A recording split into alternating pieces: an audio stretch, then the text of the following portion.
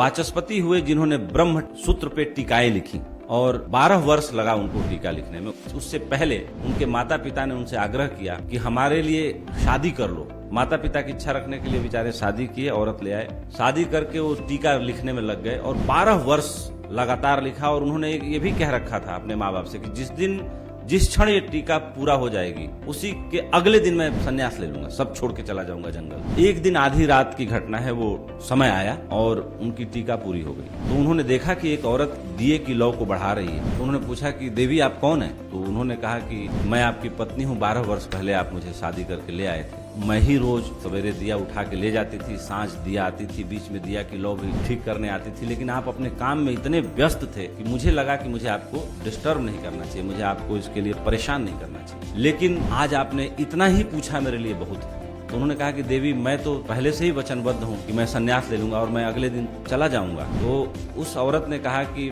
आपकी आंखों में मेरे लिए आंसू गिर रहे हैं हर हर, और आपने मेरे लिए इतना ही पूछा, इतना ही मेरे लिए बहुत है। और उन्होंने कहा कि मैं क्या कर सकता हूँ आपके लिए? तो उन्होंने कहा कि नहीं, कुछ भी करने की जरूरत नहीं। तो उन्होंने कहा कि पहले आपने मुझे क्यों नहीं याद दिलाया कि मैं शादी करके आया था, मैं तो भूल गया था अपना काम करने में। तो उन्होंने कहा कि नहीं, मुझे जरूरत नहीं लगी। बोली 12 साल आप अपने घर नहीं गए? बोली नहीं, मैं 12 साल अपने घर नहीं गई। तो उन्होंने कहा कि बस एक ही काम कर सकता हूँ, मैंने 12 वर्ष की तपस्या करके जो लिखा है इस टीके का नाम आपके नाम पे रख देता हूँ, भामती। मेरी ओर से यही गिफ्ट होगा, क्योंकि 12 वर्ष आपने मेरी प्रतीक्षा की है, तो 12 वर्ष का जो मेरी उपलब्धियां हैं वो आपके नाम पे कर देता हूँ। वो ब्रह्म सूत्र का भामती से कोई लेना देना नहीं। वाचस्पति उठे, माता पिता को प्रणाम किया, अपनी पत्नी के भी पैर छुए, जंगल चले गए, फिर कभी नहीं लौटे, फिर उनसे कभी मुलाकात नहीं हुई। तो कृष्ण ने जिस वाक की बात की है, जिस वाणी की बात की है, जो वाचस्पति और उनकी पत्नी भामती के बीच ये जो थोड़े संवाद हैं, मैं उसको कहता हूँ वाक। जब औरत मौन को उपलब्ध होती है तब उसकी वाणी में ताकत आ जाती है, तब उसके मुंह से जो निकलता है